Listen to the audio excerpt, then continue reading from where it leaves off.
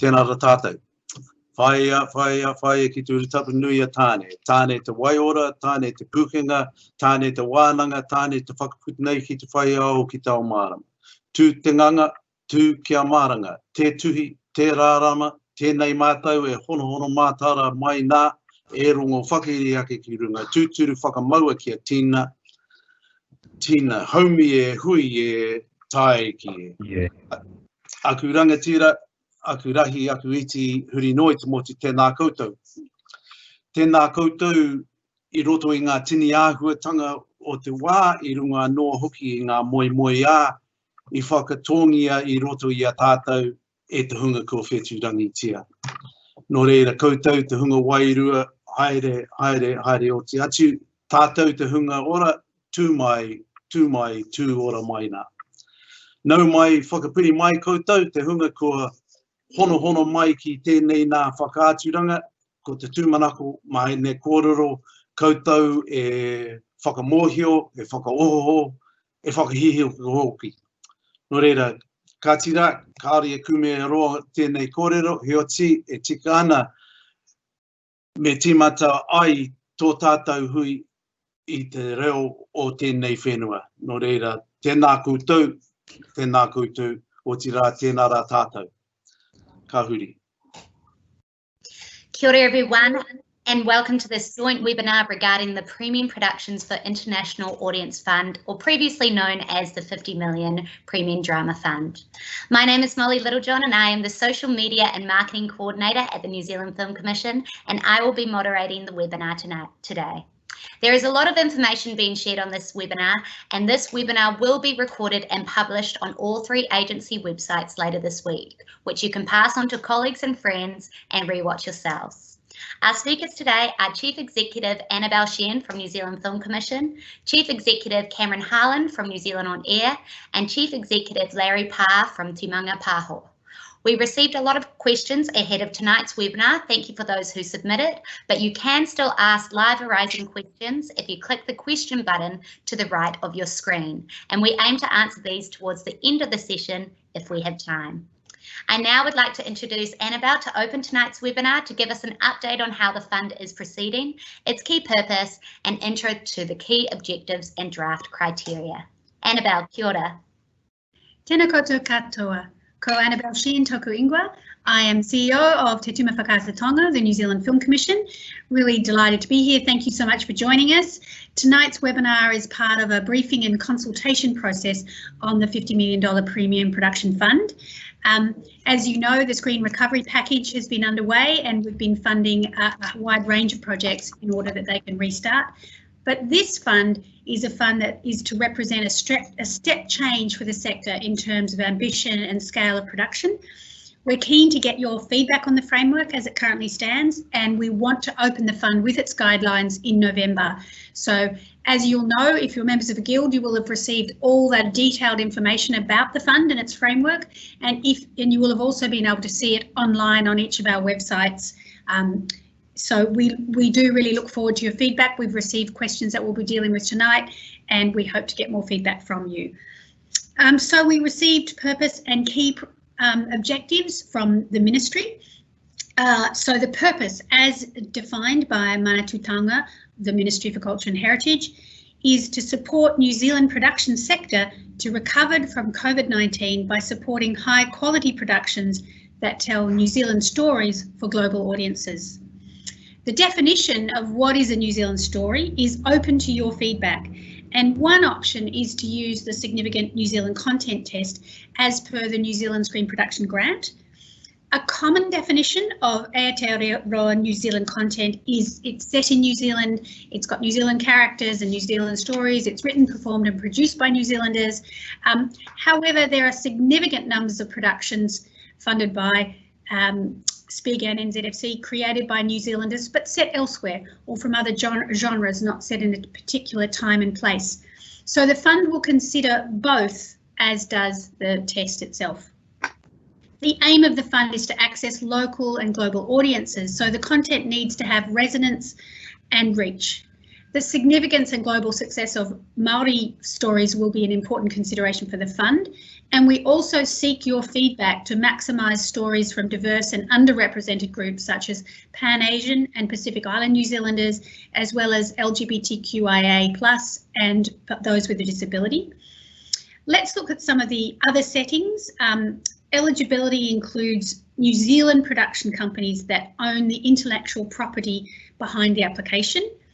But because co-productions, official co-productions are also eligible, co-ownership of copyright is acceptable in those situations. The fund was intended for high-value drama and does propose to exclude a few forms such as factual, reality, games and animation.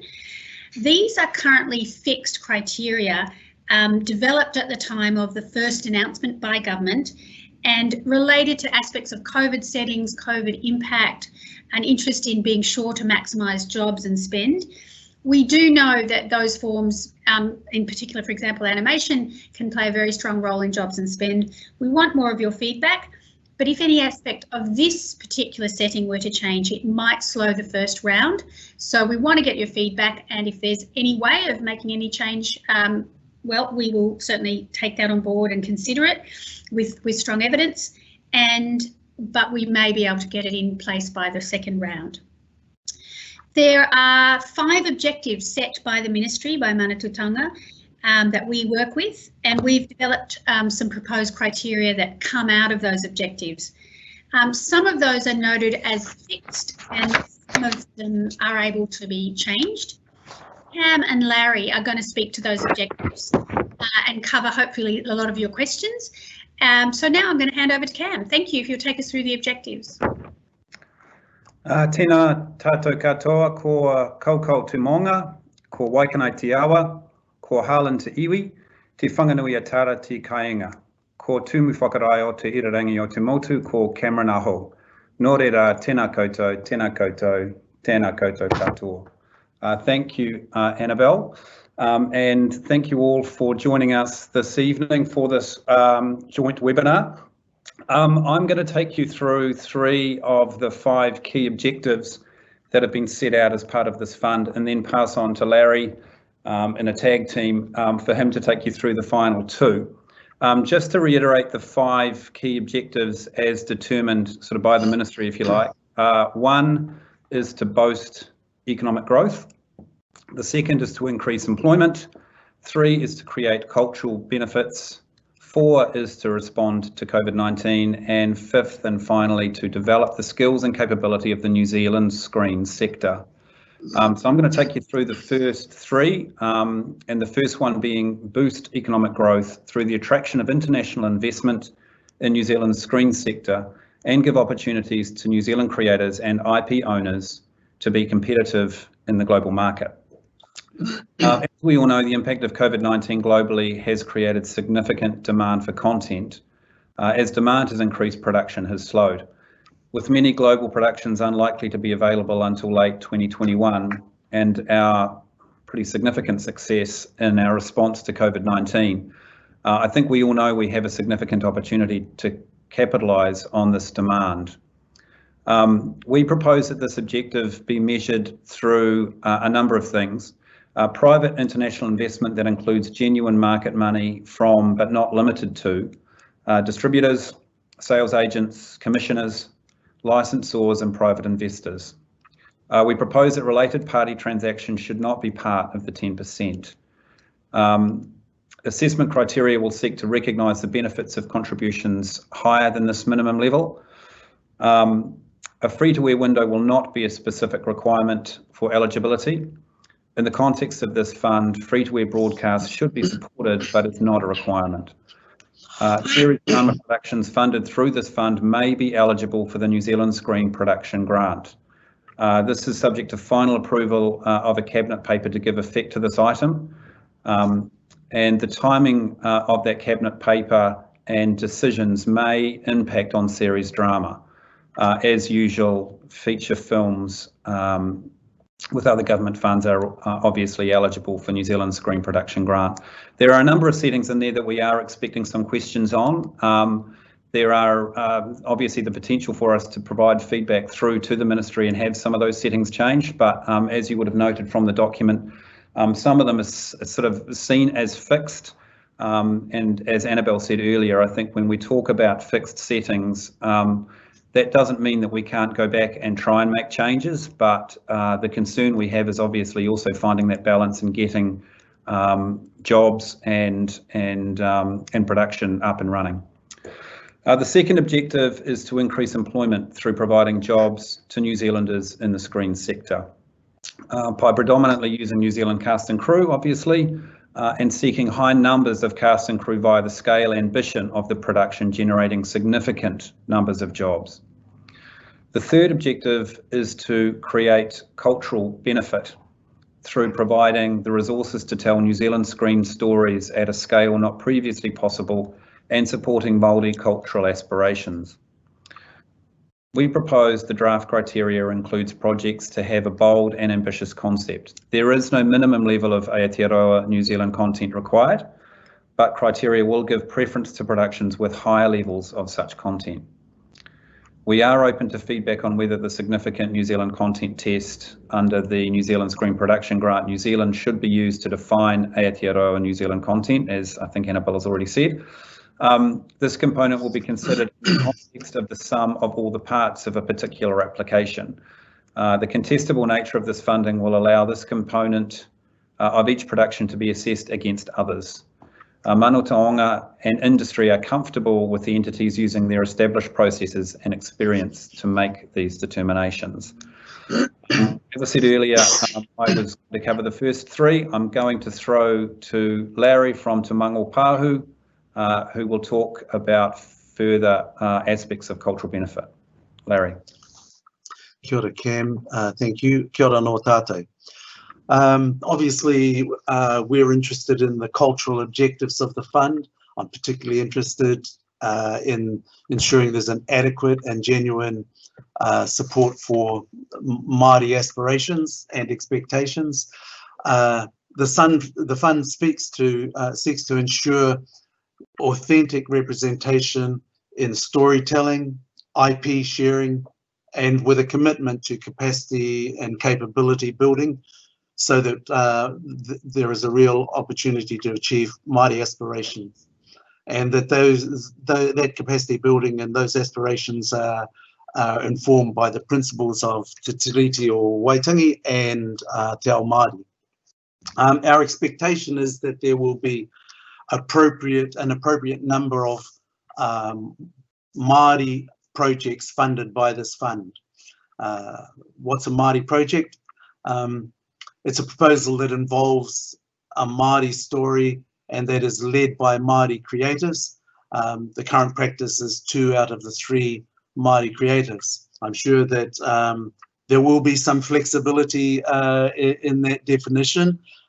For instance, is a story led by Māori but not necessarily a Māori subject, a science fiction film, is that a Māori film?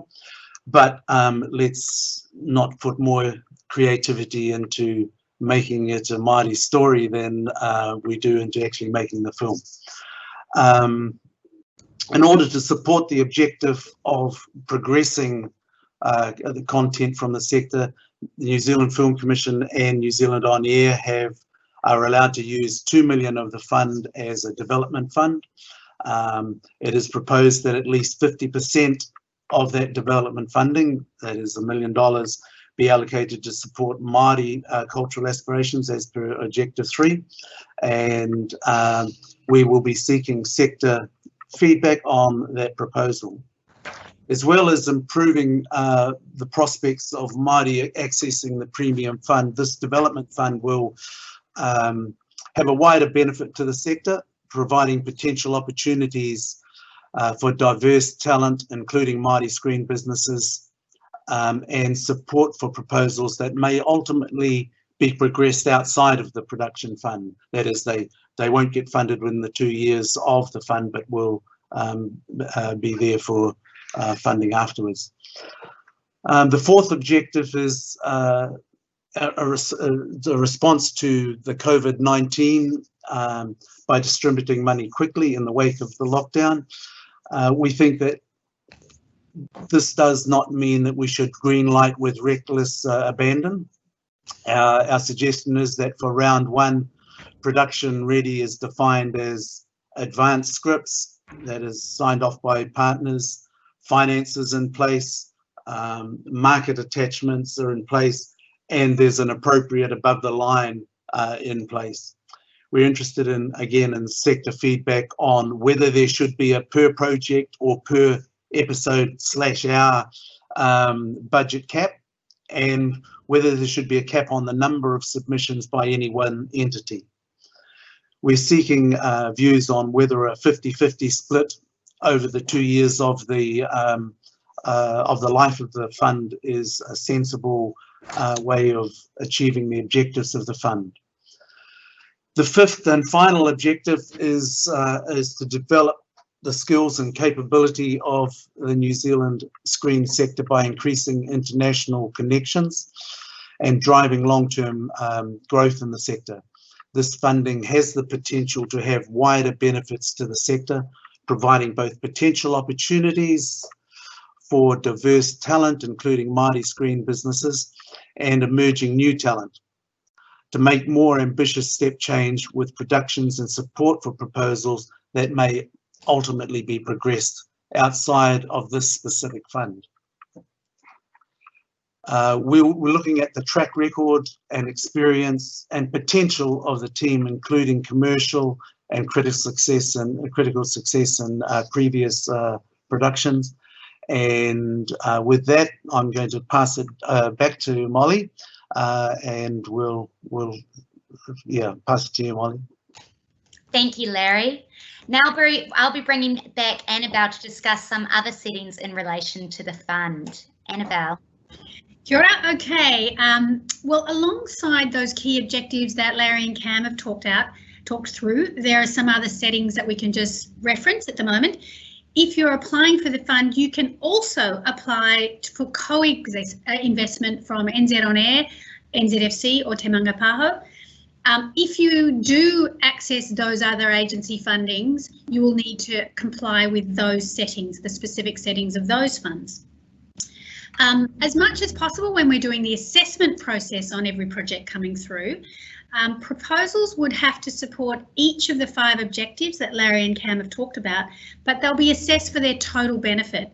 So that means you may have a project that has really strong points in its cultural benefits, but maybe lesser points across some other categories. But you look at the whole project, and that way, you know, we'll be really looking at quite a range of projects and trying to see projects moving through with different balances of the 5 objectives. There will be global market assessors involved in the selection process. But the final decision process will be a panel established comprising 2 board members from NZ On Air, NZFC and Te Manga Pāho. And there will be an independent chair as well as a representative from the Ministry of Business, Innovation and Employment, and also from Manatūtanga. So that's essentially the process, but when we get those guidelines out to you, it'll be clearer for you how to apply, etc. As we've already mentioned, any changes to the fixed settings are going to be considered. We're interested in your feedback. Some of those fixed settings started way back right at the beginning, and they may be difficult to change in time to get the fund out and going. We want your really strong evidence-based arguments for changing any of those fixed settings.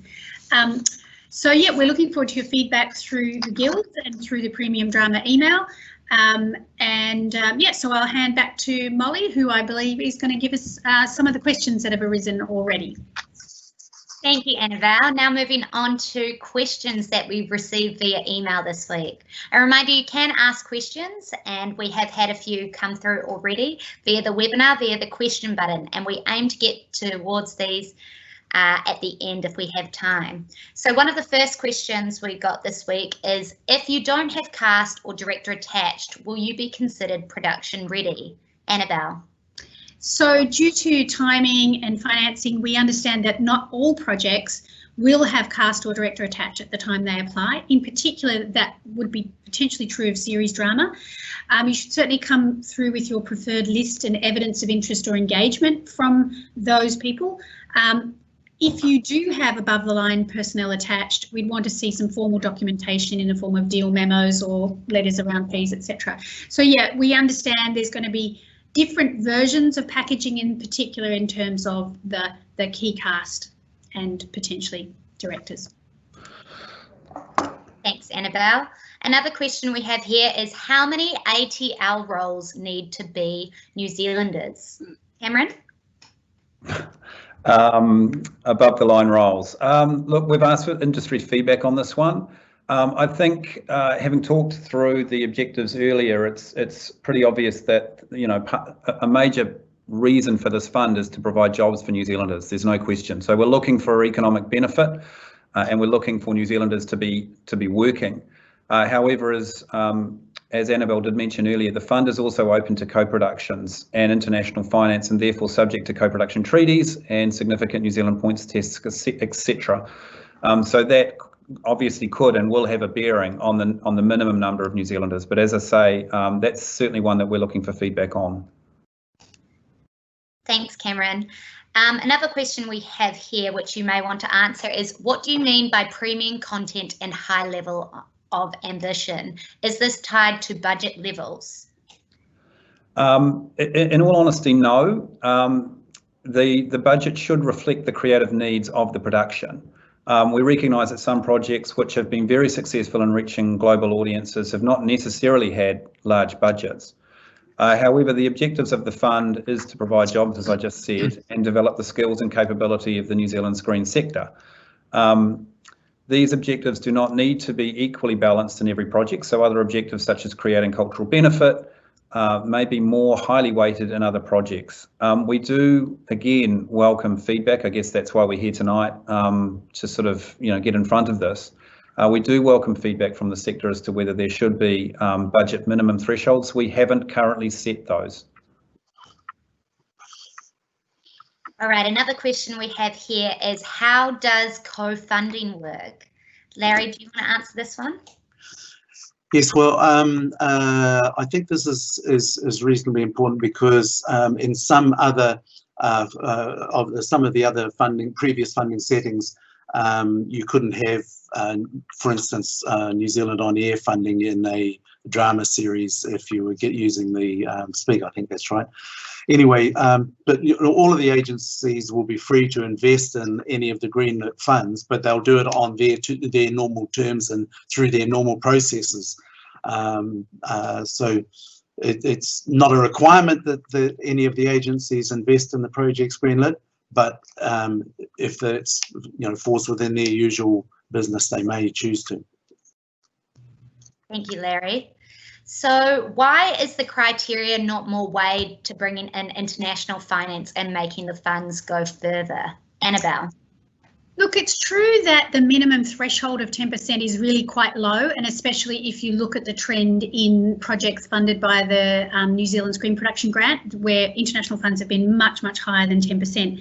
But we really want to make sure we've had feedback from industry that in certain projects it's hard to get up above that. And we want a bit of flexibility. We want to serve all 5 objectives. So it's a minimum. We do expect there'll be projects coming in with very large percentages of international finance, even strong cultural benefits. So we're interested to see what happens, but we've been aware that some people really wanted to propose there be a chance for projects that didn't have a significant international percentage. It's true, though, we do want to make the money go as far as it possibly can.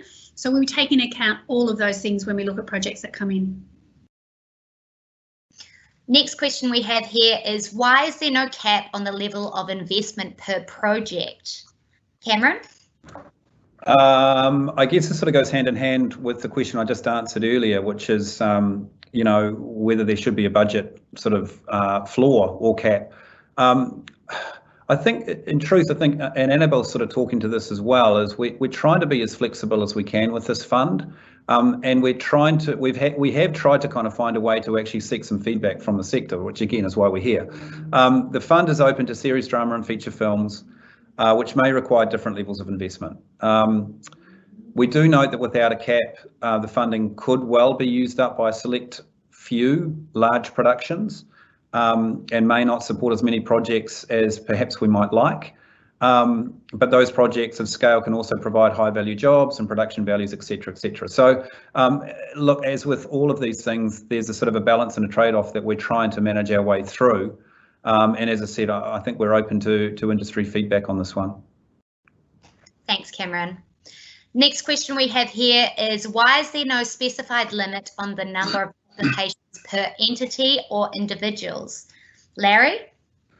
We think the reality is that the criteria for the fund will provide some sort of handbrake on multiple applications from any one entity. So we're open to feedback on the matter of whether there should be a limit in terms of applications by any one entity, but as we say, the criteria is likely to mean that there will be some form of handbrake, although it is conceivable that one entity could get more than one project approved.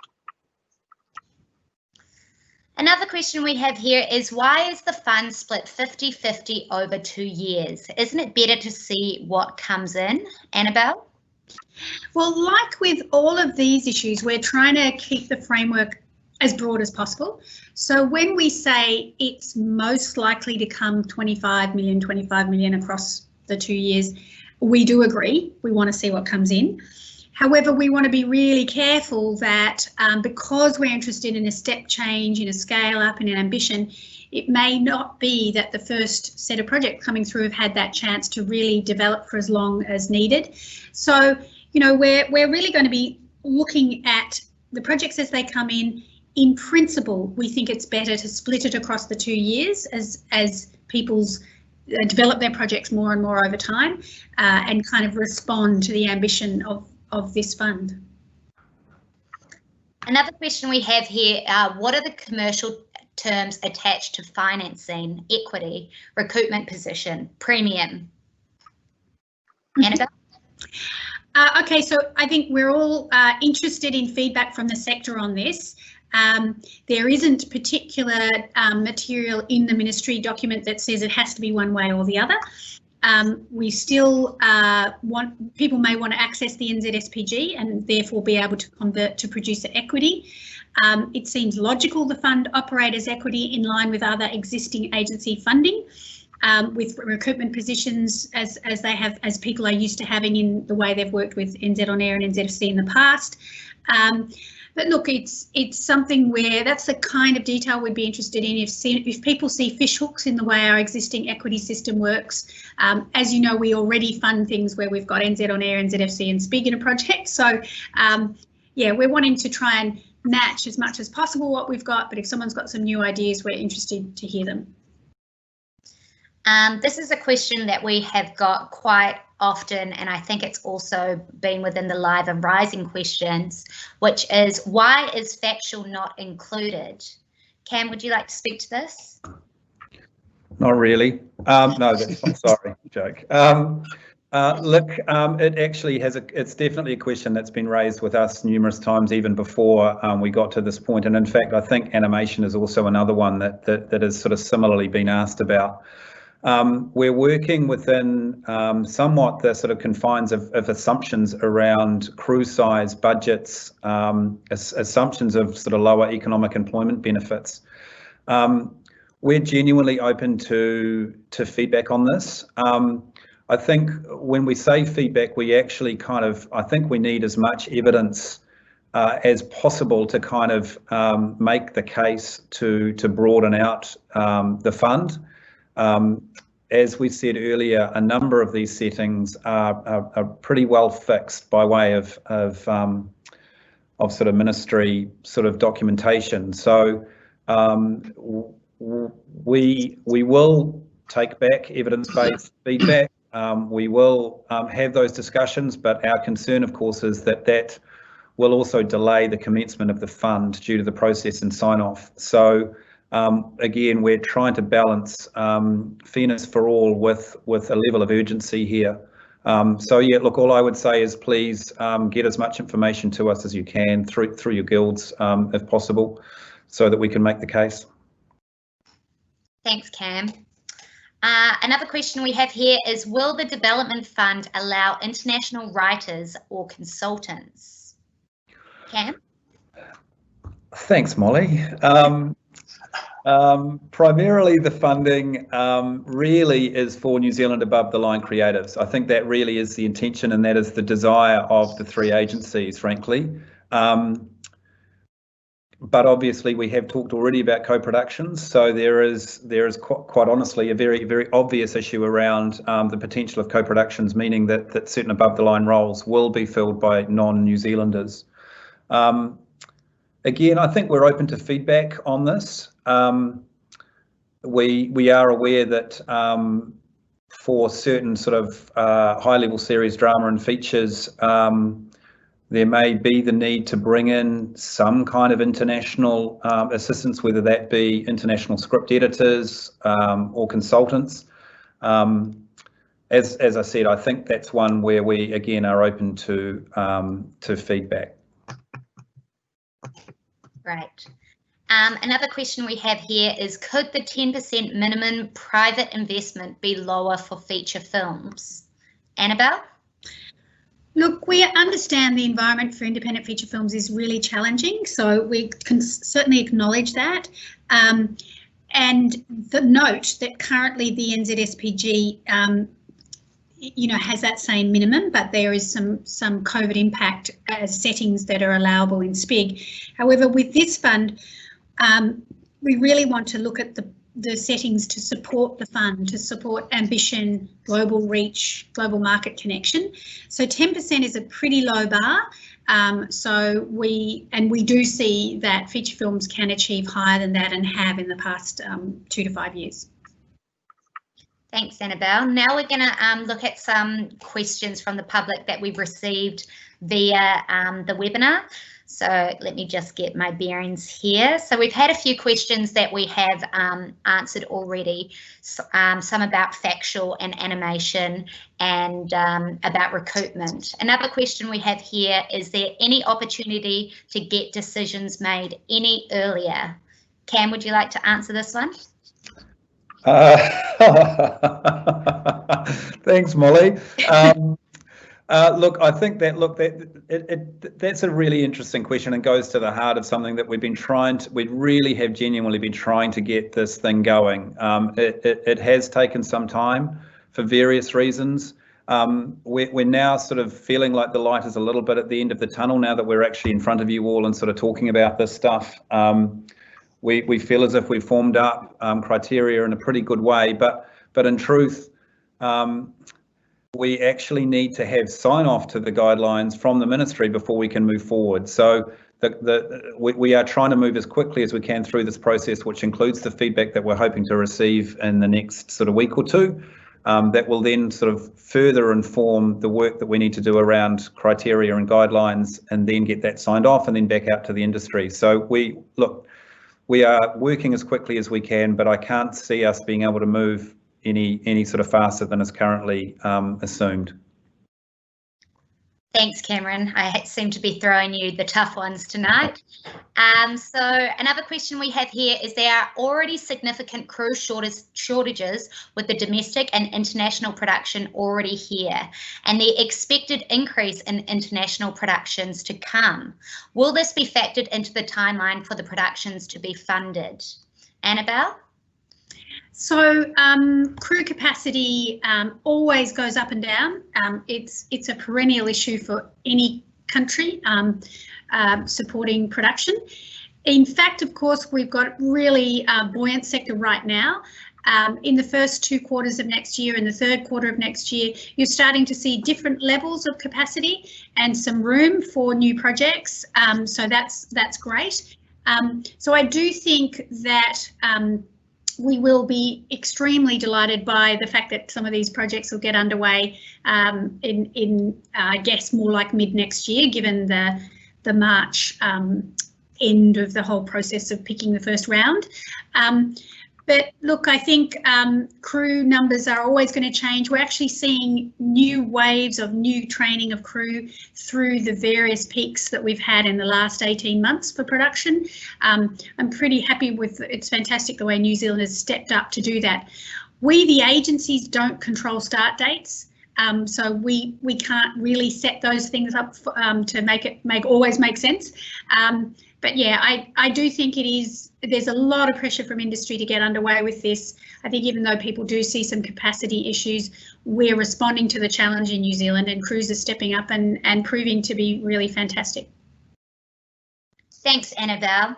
Another question we have here is feature films are included. Up until now, feature film has not been featured in the discussion around this fund. Can we clarify on the inclusion of features in the fund? Oh, I think that it's always been part of the fund. But yeah, feature films are absolutely part of the fund. We don't know the split that's going to be between series drama and feature films, but absolutely feature films are, you know, central core to the Premium Drama Fund. Another question we have here, which Larry may want to answer, is how will the 1 million Māori Development Fund be split up? Is there a minimum number of projects that this will be split up over? At this point, again, we haven't gone into that detail. We've got a proposal that 50% of the $2 million goes to Māori projects, and we haven't even had conversations around how many projects with the other million we might look to be funding. And I think that, you know, ultimately there will be adjacent to the first round, there will be a call for development proposals, and then, you know, I will be better informed when we see the demand for development funding and the nature of the demand for development funding, both in quantum and quality of ideas. Thanks, Larry. A question we have here is how are decisions being made by the agencies? Do you have shared KPIs? What is the process going to look like? Annabelle? So as we've been talking about, those 5 objectives are going to form the basis, the framework of the criteria against which a project is assessed. And us as agencies, we've all agreed to work to those 5 objectives. And so, yeah, that's how the decisions are going to be made. And we're going to form that panel that I described, which will have board member representatives from each of NZ On Air, Te Manga Pāho and NZFC. So, yeah, it will be separate to our usual individual agency KPI systems, but it's very clear what those 5 objectives are that we're working to. Another question we have here, Larry, you might want to answer, is if we want to maximise stories from diverse and underrepresented groups, why is it not compulsory that all 3 above the line positions must be members from that group? Oh, that's a perennial question, isn't it? And, you know, we would like to see projects where, you know, a greater number than 3 of the above the line talent were from our particular diverse group. So I think that's you know, it's a work on, and you know, there's a need to have some degree of flexibility because of you know, existing capacity, and but you know, we won't be shy in suggesting that positions that might be filled by the group are filled by the group. Thank you, Larry. Could someone please define the 10% minimum budget threshold? What does this mean? Annabelle or Cam, who wants to grab this one? I think that's referring to the 10% financing threshold, that 10% market funding needs to be from international private sector. I think that's where that question's coming from, but it's not talking about minimum budget, it's talking about minimum market threshold in the finance plan. Another question we have here, is it safe to say that children's programs will be included given they are not excluded from? Cam? I think it's pretty safe to say that children's live action drama is included within this fund. I'm happy to say that. I'm looking at Annabelle, who's not sure, but I don't see why it's not excluded, so why wouldn't it be included? Sure. Yeah, it could be the issue of, is it young adult drama, which we know is a really strong format internationally. So yeah, and it also depends on what comes through the door and how it sits up as premium drama.